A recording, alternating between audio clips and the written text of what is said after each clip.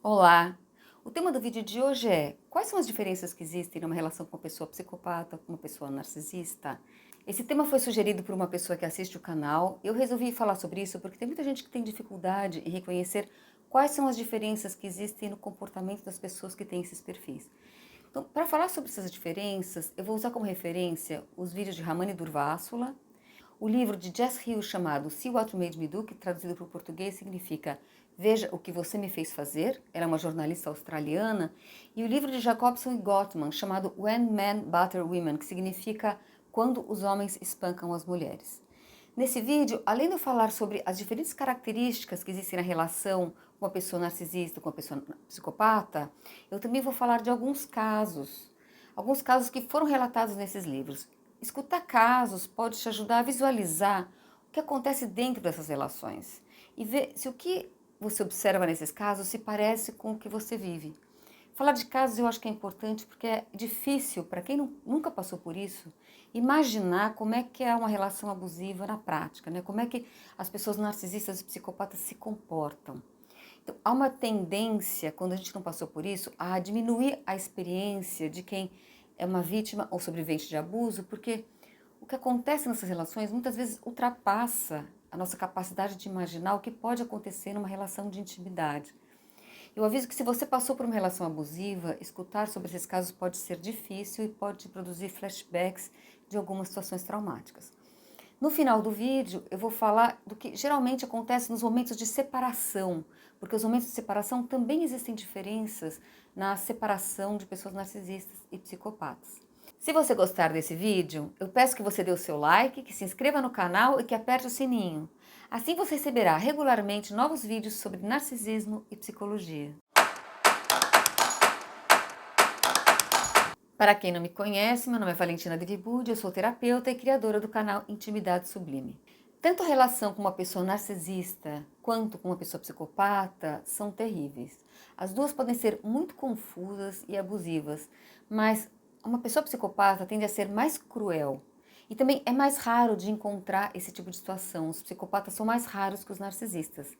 Eles são cerca de 1% na população, enquanto pessoas com transtorno de personalidade narcisista se calcula que estejam entre 3% e 6% na população. Já pessoas com perfil de personalidade narcisista, segundo Durvásula, atualmente se encontram entre 20% e 30% da população estadunidense. Esse vídeo pode te ajudar a reconhecer qual o perfil do seu parceiro caso você esteja numa relação abusiva. Nas duas relações você vai encontrar algumas características que são comuns, por isso que existe tanta confusão. O que é comum? Nas duas existem a fase do bombardeio amoroso, o isolamento, a manipulação, o gaslighting, a desvalorização, o desprezo, a diminuição, a confusão e a sensação de medo.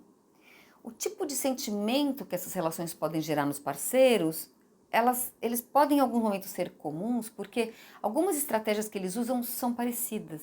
É por isso que a gente confunde tanto. Só que o perfil da personalidade de um narcisista é diferente do perfil de personalidade de um psicopata. No que eles são diferentes? Os narcisistas têm um ego frágil, eles são pessoas emocionalmente dependentes. A grandiosidade e a segurança que eles exibem, na verdade, são formas de defesa em relação a essa fragilidade. Enquanto os psicopatas não têm nenhum problema em relação ao próprio ego, eles realmente acreditam que são grandiosos. Eles sabem que eles são diferentes das outras pessoas, eles percebem que eles não sentem as emoções que os outros sentem. E eles tendem a minimizar e a desprezar pessoas que sentem emoção. Os psicopatas, eles são pessoas mais traiçoeiras, são pessoas frias, mas e podem ser muito assustadoras. Eles têm muita facilidade em mentir. Eles podem criar uma máscara falsa que eles usam para seduzir. Eles alteram essa máscara dependendo da pessoa com quem eles se relacionam. São pessoas muito hábeis na manipulação. Eles não sentem medo, não sentem nojo, não sentem vergonha e são totalmente incapazes de qualquer afeto, eles são incapazes de sentir amor ou empatia. Os psicopatas, eles escolhem os seus alvos em função de algum objetivo que eles observam, alguma coisa que eles queiram. Esses objetivos costumam ser poder, prazer, diversão, sexo, dinheiro. Eles tendem a ter uma vida mais hedonista, mais conectada com prazer E o que ele realmente importa para um psicopata é a perda do controle e do poder. É isso que eles querem ter o poder e o controle nas situações. Se você se relaciona com uma pessoa psicopata, você pode ter a sensação, às vezes, como se você estivesse dentro de um filme de terror, que você estivesse vivendo um pesadelo que ninguém mais é capaz de enxergar. É uma realidade onde nada parece que faz sentido. Os psicopatas, eles podem ter um comportamento tanto comum dentro e fora da relação, eles podem ser pessoas que socialmente são vistas como perigosas e assustadoras. No entanto, existe um grupo de psicopatas chamados psicopatas integrados, que eles disfarçam muito bem sua frieza, eles são muito bons em simular socialmente. E é frequente que eles alcancem situações de poder e de status sociais muito altos. Relações com pessoas psicopatas, elas são muito perversas. Em relação às mentiras, eles as usam muito, eles mentem muito e não sentem nenhum constrangimento quando eles são pegos. Quando pegam ele numa mentira, eles já distorcem, criam uma nova mentira em cima para encobrir a anterior. Eles têm muita facilidade porque eles não se perturbam emocionalmente. E geram muita confusão em quem está escutando, que não consegue saber o que está ouvindo, se é de fato verdade ou mentira. Eles podem mentir sobre a identidade, sobre se eles serem ou não casados, sobre a profissão, de onde ele vem, sobre a família, quanto eles ganham, se eles têm ou não antecedentes criminais. Eles podem mentir em relação a tudo na vida deles. Se você estiver vivendo com uma pessoa psicopata, em um certo momento você descobre um pouco as máscaras que ele usa, você pode ter a sensação, mesmo depois de muitos anos, tem pessoas que passam 20 anos e aí vão olhar e vão para trás e vão ver que eles viveram com uma pessoa a vida toda, que eles nunca souberam com quem eles viveram, que a pessoa tinha várias vidas em paralelo e que ele tinha como se fossem várias personalidades completamente diferentes. E quando a pessoa sente isso, ela pode sentir um choque, porque ela estava ali verdadeiramente. Ela se dá conta que a pessoa que ela amou e com quem ela se relacionou por muito tempo, na verdade nunca existiu. Então é uma sensação de uma perda de a conexão com a realidade, não saber mais o que é real, o que é falso, em quem pode confiar, em quem não pode confiar. Para mentir, eles são muito melhores que os narcisistas. Narcisistas também podem mentir, mas eles não são tão hábeis quanto os psicopatas.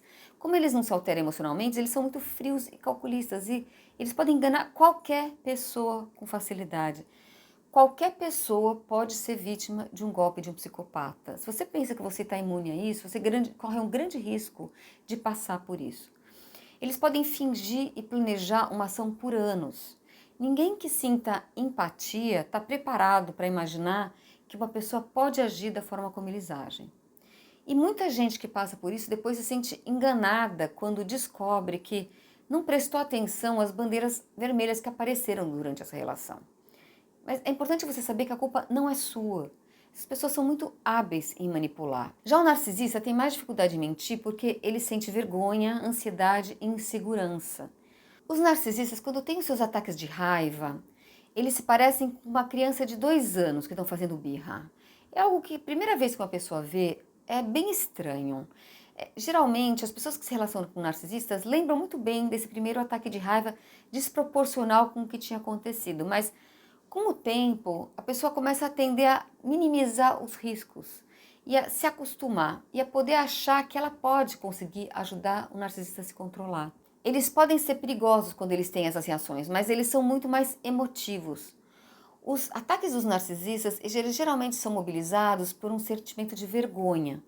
Para eles, qualquer crítica, qualquer falha, qualquer insatisfação que eles tenham é capaz de ativar esse sentimento de vergonha que vai aparecer externamente como sendo um ataque de fúria. Já o ataque de raiva de um psicopata é muito mais rápido, ele é muito mais frio, é violento e certeiro. E eles reagem geralmente porque eles não suportam perder o controle e o poder. Então, quando eles atacam para destruir. Não é o ataque do narcisista é um pouco uma birra. Já o ataque de um psicopata ele é muito mais destrutivo, muito mais direto. Eles são mais maldosos. Acontece muito de psicopatas se relacionarem com pessoas narcisistas. Os psicopatas reconhecem os narcisistas e podem querer se relacionar com elas, podem querer manipulá-las. Eles percebem ser muito fácil manipular um narcisista, porque o narcisista, como ele tem essa vulnerabilidade em relação ao próprio eu, o psicopata percebe isso e consegue manipulá-los. Tanto um quanto o outro costumam ser carismáticos e charmosos no começo de uma relação, quando eles estão seduzindo. Mas os psicopatas tendem a ser mais superficiais e o bombardeio amoroso costuma durar menos tempo. Os narcisistas, no momento do bombardeio amoroso, eles realmente idealizam as suas vítimas. Eles querem conquistar porque eles precisam do suplemento narcísico, porque eles precisam se sentir desejados. Já um psicopata elege o alvo em função dos seus objetivos. No início, um psicopata pode atrair uma pessoa porque ele parece ser muito seguro, porque ele sabe exatamente o que ele quer, uma pessoa que não tem medo de nada, que ele tem um senso de poder. E isso pode ser muito atraente no início de uma relação com ele. Ambos podem gerar uma sensação de muita excitação e de adrenalina no começo da relação. É tudo muito acelerado. Mas os psicopatas usam o charme para fraudar, para aplicar um golpe. Eles realmente não se importam com os outros, nem com o que os outros pensam deles, e eles são capazes de destruir quem se coloca no caminho deles. Quando eles não fazem isso é porque eles sabem da consequência dos seus atos, eles têm consciência do certo e errado. Eles são pessoas calculistas e eles buscam ter poder, dominar e ter total controle. Os narcisistas também querem dominar e ter controle, mas porque eles são dependentes, então a razão é diferente. O fato deles terem essas características faz com que as relações com eles também sejam diferentes. Quando você está numa relação com uma pessoa narcisista, pode haver alguns períodos em que essa relação parece uma relação normal, em que está tudo relativamente bem, especialmente quando tudo está indo muito bem para eles. Eles podem ser um bom pai, às vezes carinhoso, às vezes uma pessoa agradável, mas a vida com um narcisista é como uma vida em montanha-russa, com momentos ótimos seguidos de momentos péssimos. Então, essa oscilação entre dias bons e ruins acaba criando um vínculo traumático, que é muito profundo e que faz com que seja muito difícil para as pessoas conseguirem sair dessas relações. Por isso que elas voltam, muitas vezes, elas se separam e voltam muitas vezes. Relações com pessoas narcisistas geram muito sofrimento e muito desapontamento, mas é uma dor diferente da dor da relação com uma pessoa psicopata. Com os psicopatas, o desconforto é muito maior. O sentimento que eles despertam é de medo e de terror. Eles querem ter o total domínio sobre os outros. Eles podem querer que os seus filhos sejam como seus súditos, como seus seguidores. Eles não têm nenhum problema em destruir a vida de um filho, de um parceiro, se eles precisarem. Ter filhos pode ser uma forma que tanto narcisista quanto psicopatas usam para manipular os parceiros, para terem poder sobre os parceiros por muito tempo. Como pais, de uma forma geral, nem narcisistas nem psicopatas têm paciência com crianças. Um pai narcisista pode até gostar da validação que ele recebe dos filhos, ele pode até ser um bom pai durante as férias, mas dificilmente ele vai se preocupar com as questões do dia a dia das crianças. Psicopatas, de uma forma geral, eles não se interessam pelas crianças e eles podem passar a se interessar quando elas podem ser úteis para eles. Em geral, quando elas são adolescentes ou quando são adultos jovens.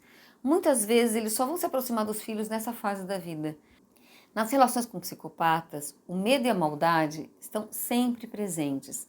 Essas são relações muito inquietantes. Eles podem ser muito bons no trabalho, mas nas relações próximas podem ser pessoas muito frias.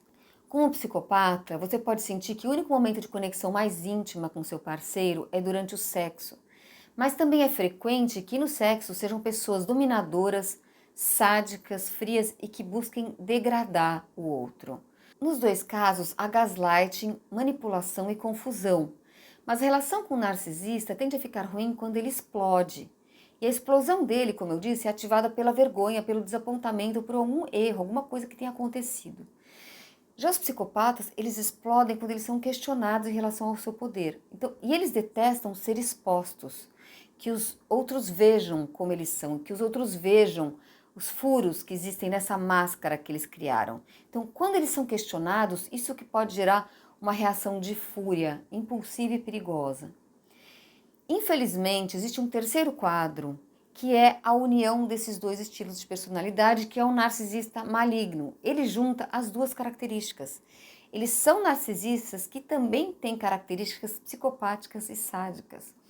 Os narcisistas malignos são pessoas frias, hostis, impulsivas, insensíveis, maldosas e têm apenas um pouco de insegurança. São pessoas que também costumam desafiar constantemente a lei. A relação com uma pessoa que é narcisista maligna pode ser mais fria do que a relação com uma pessoa narcisista. Há muito medo também, há controle, há maldade, mas você não vê neles a mesma confiança que os psicopatas têm. Então, quando se fala em risco e em perigo, os psicopatas são os piores, porque eles não sentem nenhum remorso nem culpa. Os narcisistas já sentem remorso e culpa, mas o que eles fazem? Eles projetam esse remorso e essa culpa no outro. É por isso que sempre eles se sentem vítimas das suas vítimas. Então, quando os narcisistas sentem raiva, há um processo crescente que chega a uma explosão, é um processo em escalada, você consegue ver que ele está se irritando. Então, quem convive com um narcisista começa a perceber quando isso acontece e começa a pisar em ovos ao redor dele. Já os psicopatas, eles são muito mais rápidos e certeiros, eles são muito violentos, eles não demonstram, é uma coisa que vira de um momento para o outro, né? O dia a dia com um narcisista pode ser uma montanha-russa emocional. Com um narcisista maligno, há uma maior probabilidade de ele querer exercer um controle coercitivo sobre você, dele querer te machucar. Eu falo sobre o que é o controle coercitivo num vídeo sobre relações tóxicas. Eu vou colocar o link aqui na descrição, caso você queira vê-lo depois. É uma relação mais perigosa, que tem mais riscos de violência física e de abuso financeiro. Mas a reação mais violenta e perigosa é com o psicopata. Eu vou agora falar de alguns casos que estão relatados nos livros de Jacobson e Gottman e de Jess Hills, para exemplificar como que isso aparece na vida das pessoas que estão vivendo esse tipo de relação. Jacobson e Gottman, em seus estudos sobre casais que viviam situações de violência, criaram um nome diferente para psicopatas e narcisistas. Eles chamaram de cobras e de pitbulls. Eles chamaram os psicopatas de cobras, porque eles viram que esses parceiros, eles agiam com muita frieza e eram muito rápidos e mortais no ataque que eles faziam. E os pitbulls, os narcisistas, eles perceberam que eram pessoas que mordiam as vítimas e que não queriam largar, por isso que eles deram esses nomes. O primeiro caso descrito por eles que eu vou relatar é o caso de Jorge e Vicky, é um casal. Jorge foi considerado pelos autores como sendo um cobra ou um psicopata. Ele gostava de perturbar as pessoas com um senso de humor sombrio. Era uma pessoa esquisita, estranha. Era um homem abusador frio e sistemático na forma como ele dominava a esposa, Vicky. E ele fazia coisas que os autores consideraram aterrorizantes. Gottman e Jacobson descreveram uma cena típica da vida desse casal. Um dia, o Jorge chegou em casa, depois dele ter saído e ficou bebendo até tarde com os amigos. Quando ele chegou, ele encontrou a Vicky com a filha, a Cristina, comendo uma pizza. A Vicky estava com muita raiva porque ele tinha chegado tarde e não tinha avisado que ele ia se atrasar para o jantar. E quando ele chegou, ela o ignorou, ficou em silêncio. O silêncio dela o deixou irritado. Então, ele se aproximou da mesa e gritou no rosto dela: "Você tem algum problema?" E aí, do nada, ele começou a espancá-la gritando: "Você é uma vadia, você arruinou a minha vida." Quando a Vicky contou como tinha sido a briga para os pesquisadores e disse que ele era sempre assim violento e egoísta e que se alterava muito rapidamente, ele disse que aquela agressão não foi nada, que ele não se lembrava exatamente dos detalhes, porque aquilo não tinha sido importante. Além disso, ele disse, junto aos terapeutas, que ela era uma vadia e que ela merecia ter apanhado. Segundo o relato dos pesquisadores, Jorge tinha sofrido muitos abusos quando era criança. Nessa relação, Vicky pensava que ela podia entender como que Jorge tinha sido ferido e como muitas outras mulheres que vivem esse tipo de situação e que se dedicam ao agressor, ela estava determinada a ser a mulher que o ajudaria a se curar. Mas essa devoção dela a ele, na verdade, era vista pelo Jorge como uma diversão. Ele se divertia, porque ele sabia que ele era incapaz de sentir. Ele não era dependente emocionalmente de Vicky, mas ele precisava dela de algumas maneiras muito específicas. Para ele, o que era importante era ter poder sobre ela. Isso é o que ele queria. Mas ele não era ligado emocionalmente a Vicky. Ela poderia ser qualquer mulher, desde que fosse alguém que ele pudesse dominar. Existem outros casos relatados no livro que são muito mais violentos, mas eu destaquei um que fala dessa cena, mas que não chega a um grau tão intenso, porque é muito perturbador ver o que essas pessoas podem chegar a fazer com seus parceiros. Um segundo caso descrito por Jacobson e Gottman é o caso de um pitbull, que desde meu ponto de vista poderia ser o perfil de um narcisista maligno. É a história de Dom e de Marta. Profissionalmente, Dom era um artista. E ele parecia ser uma pessoa muito agradável, muito calma. Ele era obsessivamente ciumento de Marta. Ele tinha pavor que ela o abandonasse. O Dom se ressentia de quanto que ele era dependente dela e de como ela fazia com que ele se sentisse vulnerável. No início da relação, ele comprava muitos presentes para Marta, ele a levava para restaurantes caros, o típico do bombardeio amoroso, né? Mas depois que eles casaram, a violência dele começou a ser quase diária, com alguns períodos de lua de mel e depois remorso. E esses períodos de lua de mel, eles começaram a ser cada vez menores, até o momento que ele parou de se preocupar em se desculpar. Ele monitorava todos os movimentos, ele controlava tudo que a Marta fazia, ligava o tempo inteiro para ela para checá-la. Na verdade, quando ele conheceu Marta, o que ela ficou impressionada com ele é com como ele tinha sido sincero com ela, como ele tinha contado, como ele também tinha sido uma criança que tinha sistematicamente sido abusada, humilhada. Ele foi muito cuidadoso com a Marta no começo. No começo, quando ele se tornava violento, depois ele se mortificava, se desculpava, parecia que ele voltava a adorá-la até ele voltar a explodir. Um ciclo típico do abuso narcisista, né? E só que esse ciclo começou a ficar cada vez mais frequente, cada vez mais curto, com frequência essa fase do bombardeio amoroso vai ficando cada vez mais curta, então até um certo ponto em que ele deixou de se desculpar. No começo, nas brigas, Marta chegava a lutar, a tentar se defender, mas à medida que os abusos foram se tornando cada vez mais frequentes, ela começou a ficar cada vez com mais medo dele. E ela foi se retirando para um estado de hipervigilância. Ela foi ficando exausta, exaurida pelo esforço constante para tentar manter a paz. Ela não conseguia mais viver em paz. Então, ela ficava tentando gerenciar essa volatilidade emocional, né? Essa mudança emocional do Dom. Então, ela tinha que estar o tempo todo se monitorando o ambiente. É o que acontece com quem vive com pessoas narcisistas, né?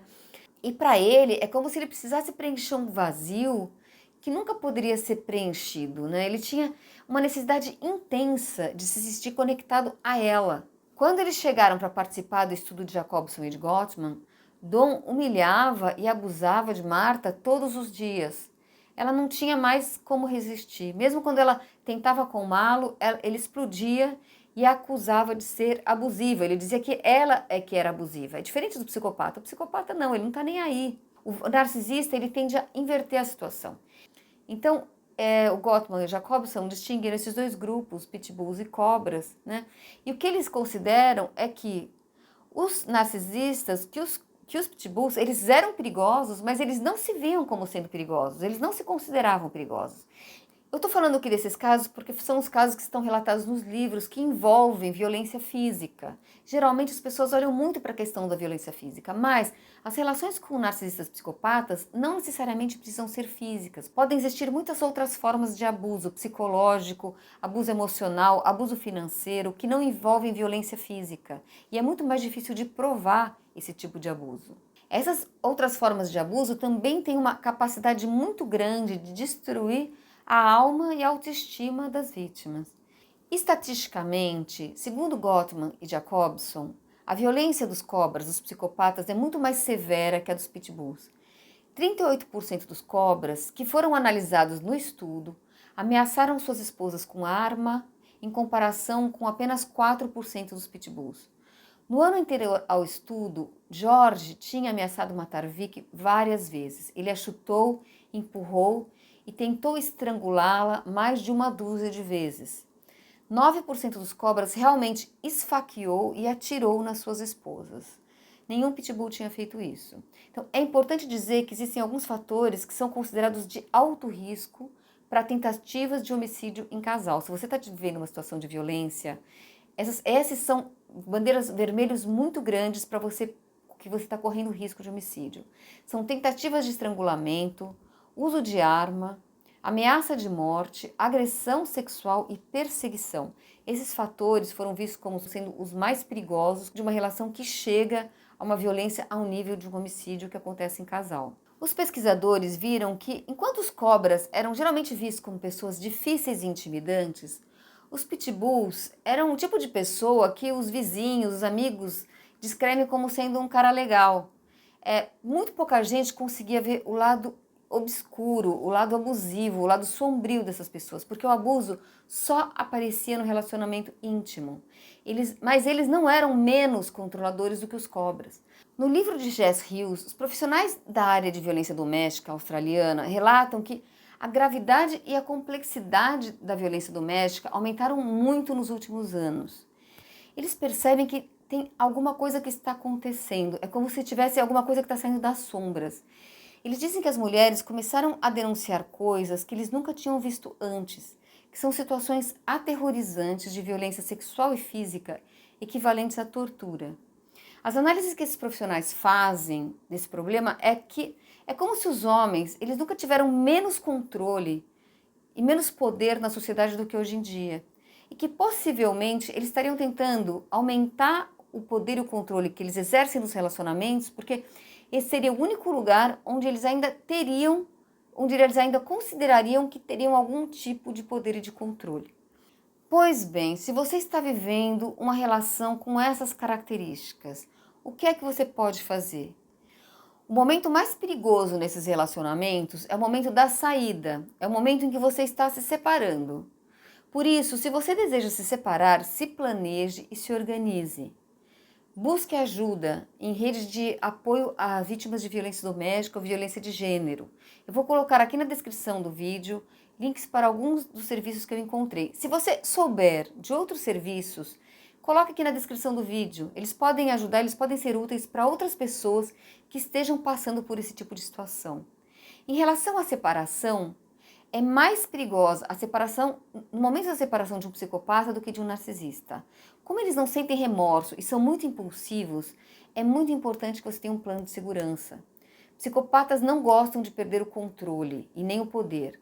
E mesmo quando eles não são violentos fisicamente, eles podem ser muito punitivos depois de uma separação em relação ao divórcio, à custódia dos filhos ou em relação às finanças. Eles podem ser pessoas muito más. Você pode sentir um medo muito grande depois do abuso, depois dessa separação, o medo de ser perseguida, o medo de que essa pessoa reapareça na sua vida para te fazer algum mal. Isso pode acontecer. O medo é uma das principais razões que mantém as pessoas nesses relacionamentos. Sobre os narcisistas, se é você que decidiu se separar, se você não foi descartada ou descartado, isso nunca vai ser tranquilo. Eles não gostam de perder nem de ser abandonados. Com os narcisistas malignos, os riscos de violência e de perseguição são maiores do que os riscos com outros tipos de narcisistas. Outros narcisistas tendem a te difamar, a te perseguir nas redes sociais, e divorciar-se deles também pode ser terrível, especialmente se vocês tiverem filhos juntos. Quando eles sentem que o ego deles foi ferido, eles podem se sentir muito vingativos. Então, tanto narcisistas quanto psicopatas são pessoas vingativas, mas esses traços podem aparecer de uma forma mais perigosa em um psicopata. Como vocês podem ver, apesar de haver muitas sobreposições, também há diferenças entre eles. Narcisistas podem criar mais confusão e psicopatas mais medo, mas ambas as relações são terríveis. Caso você esteja vivendo uma situação dessas, busque ajuda. E caso você deseje fazer algum comentário, escreva aqui abaixo. Seus comentários são muito bem-vindos. Aproveite, deixe seu like nesse vídeo e inscreva-se no canal. Espero ter ajudado e até a próxima. Tchau!